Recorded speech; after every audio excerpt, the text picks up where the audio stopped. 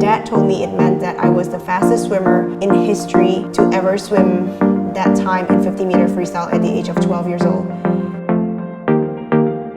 I was the fastest swimmer in the whole country in history. No one's ever been faster than that. A severe shoulder injury, I opted out of the Olympic Games. All the doctors basically told me that I could no longer swim, could not even jump into the pool and perform any warm-up.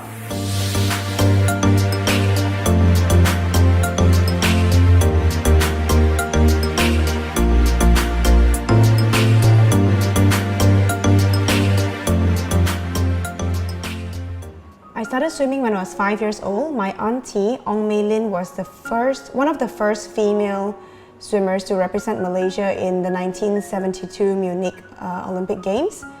And my brother was also a swimmer, Alan Ong. He swam in the 2000 and 2004 Olympic Games, and I qualified for the 2004 Olympic Games. So it all started when my dad put me in at the age of 5. I was really scared of the water. I would always be behind my mom in swimming lessons and not be willing to learn, always hiding behind her. And I swam my first ever race in 1989. It was the Ipoh Swimming Club Gala, and I broke my very first record in the 30-meter butterfly. The pool was 30 meters. It was the weirdest distance. From there, my interest kind of peaked, and I started training competitively at first twice a week, and then I slowly increased 3, 4, 5 times a week. When I was 12 years old, I broke my first Malaysian age group record. It was the 50-meter freestyle. And at that time, I didn't really know what it meant to break the Malaysian age group record.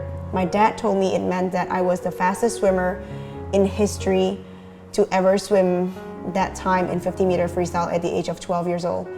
And so I got really interested. And so I started training even more. I increased my training to 5, sometimes 6 times a week. And at the age of 14 years old, I broke my first Malaysian national record. And this meant that I was the fastest swimmer in the whole country in history. No one's ever been faster than that. And I was drafted into the national team when I was 15 years old. And there I trained 10 times a week, sometimes 11 times a week.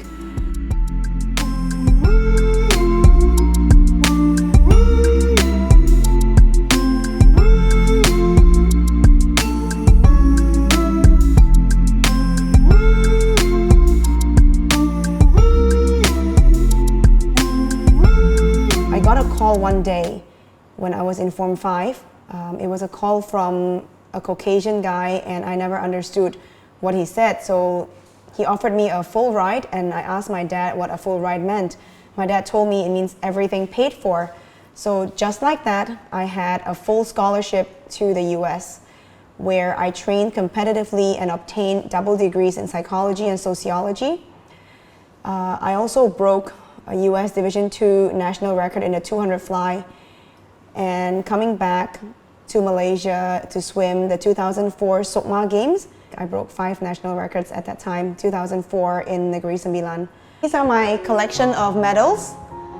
And this one was the Asian Swimming Championship in Nagoya, Japan, where I won 7 gold medals and was Asian champion.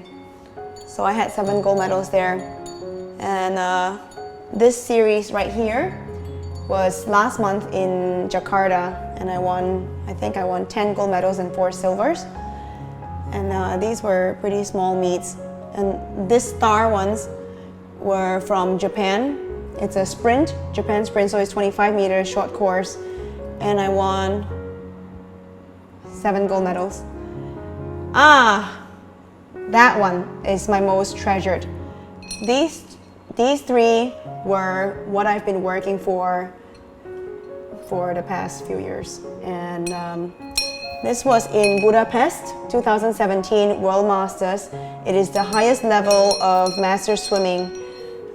There's nothing higher than World Masters in the world of master swimming. So I was number 5 number 6 and number 7. So that was half a year after I delivered my third baby.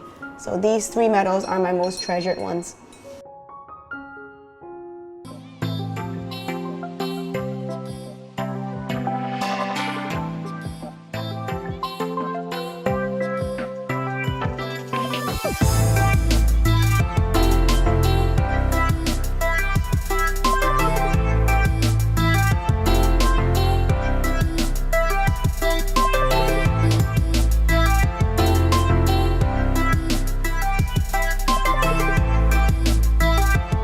At the Sukma Games, I qualified for 4 events to the 2004 Olympic Games in Athens, but because of a severe shoulder injury that happened when I was 15 years old while training in the national team, I opted out of the Olympic Games and I chose not to go because my shoulder was hurting way too much. Shoulder was torn in all directions. The entire rotator cuff was so torn and repaired and torn and repaired and torn and repaired so many times that I had very limited range of motion. My left shoulder until today is still quite in pain. And all the doctors basically told me that I could no longer swim. I couldn't do any overhead activities, no pull-ups, no push-ups. Everything hurts basically. And it got to a point where I could not even jump into the pool and perform any warm-up. So any form of swimming was hurting my shoulders.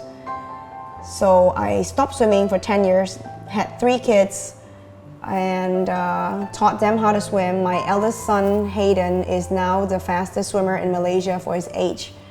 And my second child, Kiara Belkit, is in the Malaysia Book of Records for swimming 199.35 meters at the age of 23 months. She was 1 year and 23 months when she swam that distance. And my youngest boy, Connor Kit, is currently learning how to swim, and he can confidently swim on his own at the age of 1.5. He's 2 years old now, but he learned how to swim at 1.5.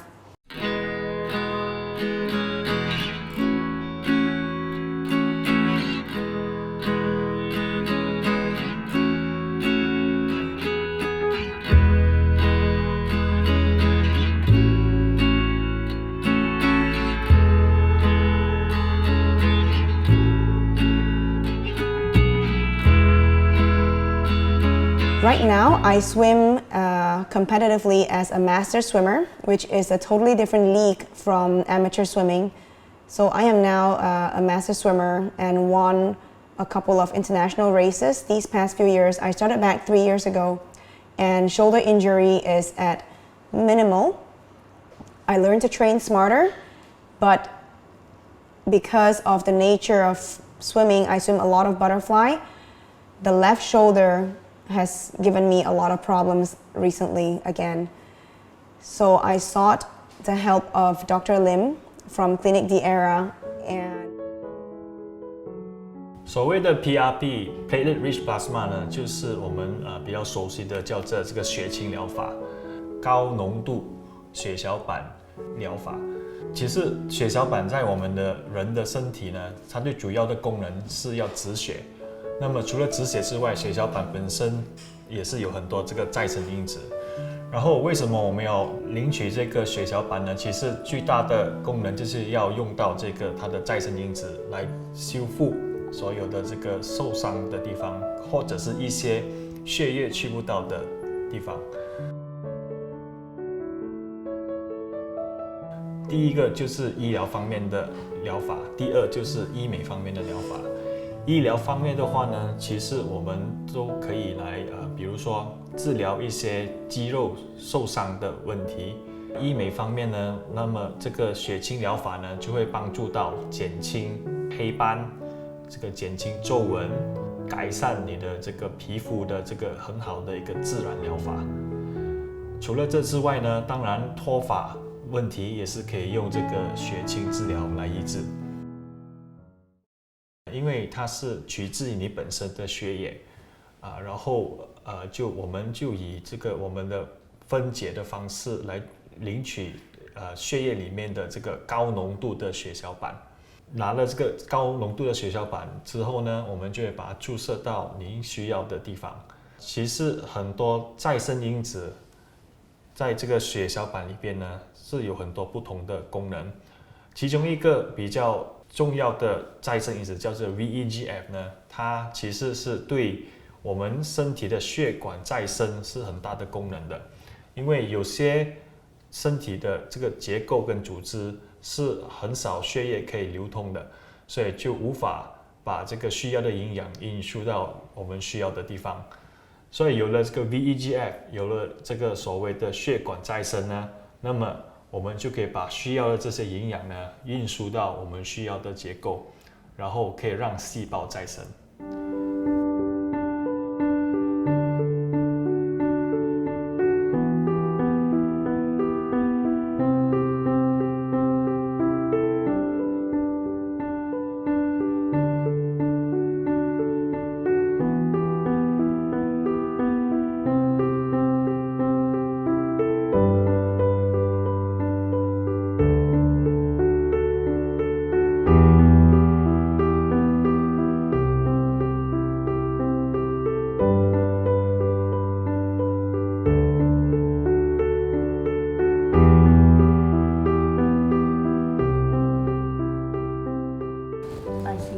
So what is the main difference between PRP and stem cell?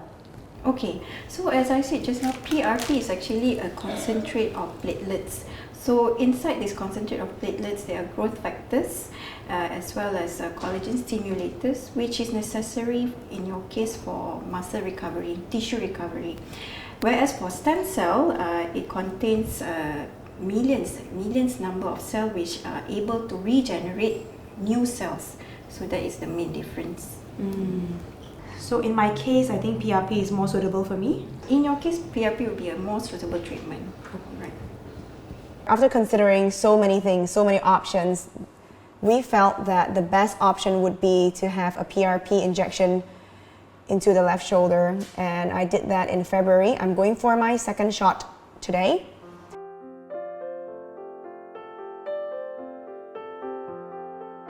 关于这个血清疗法的疗程呢，首先我们使用针筒取出病患者本人的10到15毫升的血液，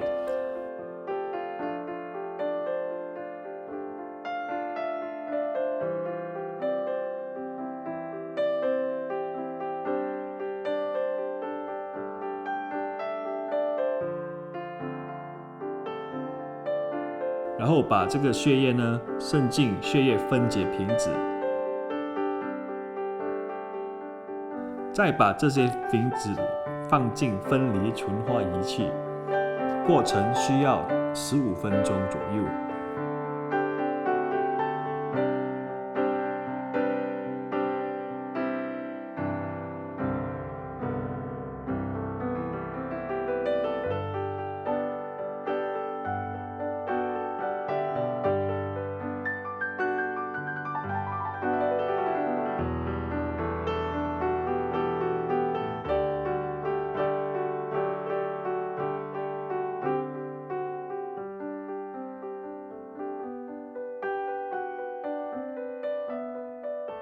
过后，我们将这些瓶子取出，再将已分解出来浓度最高的血小板取出，渗入注射器，然后就可以准备注射。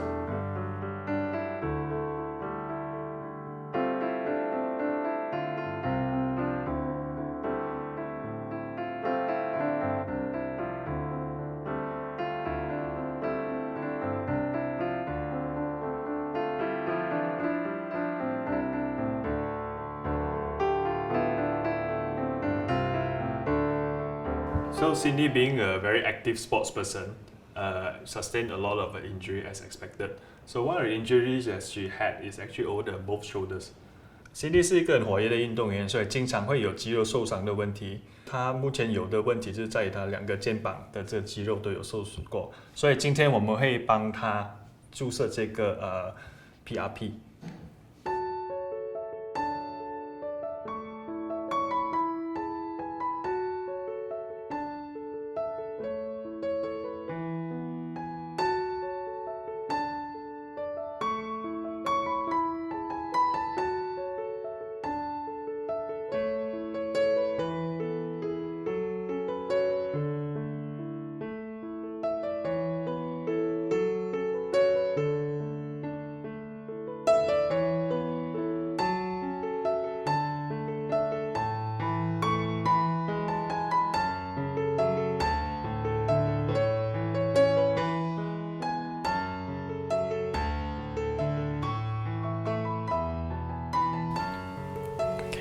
Done.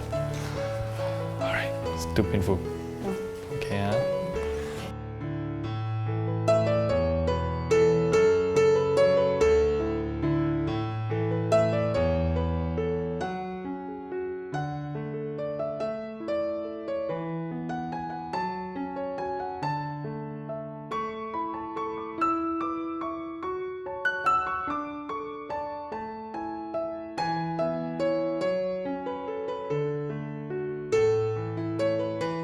So far, I think that the PRP treatment has helped me tremendously. I am relatively pain-free. I can lift heavy weight in the gym room, and it has given me more mobility, more stability. I think the cell regeneration has helped me greatly in my swims. When I do butterfly, it doesn't hurt as much anymore.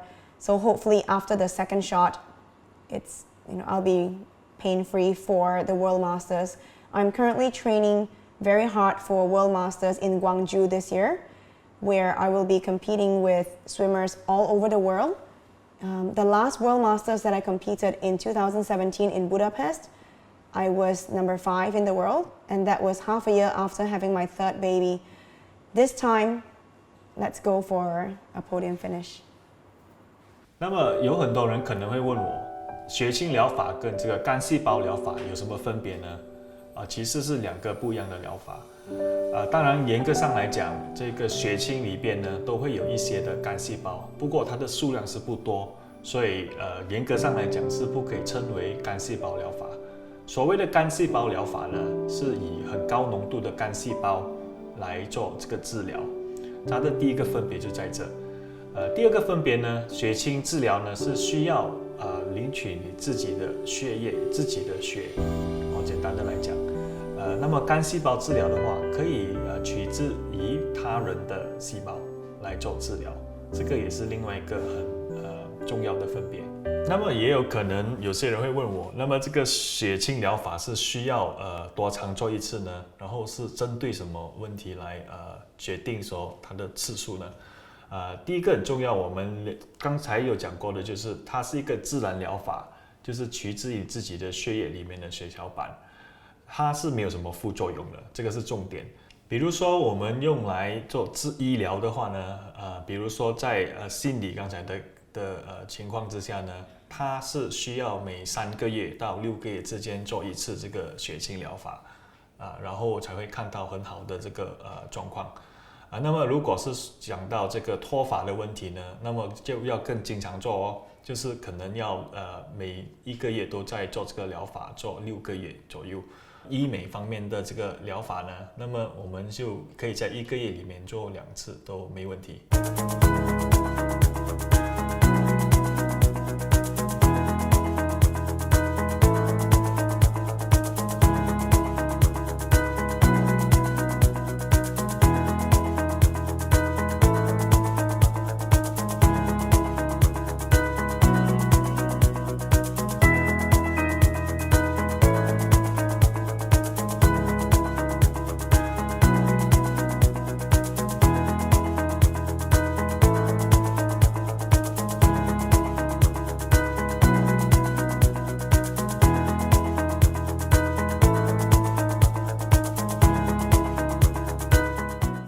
I think family support is extremely important. Without my beloved husband, none of this will be possible.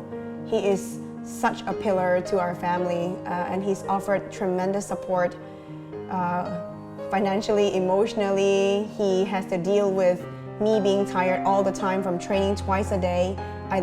This is my passion. I love doing this. I love training. I love teaching kids how to swim. It's my life. It's my job. And I do this for a living, but I also do this because I really love it. It's my passion, and hence I really wish to transfer my knowledge to the next generation perhaps, and I am so glad that I have this support.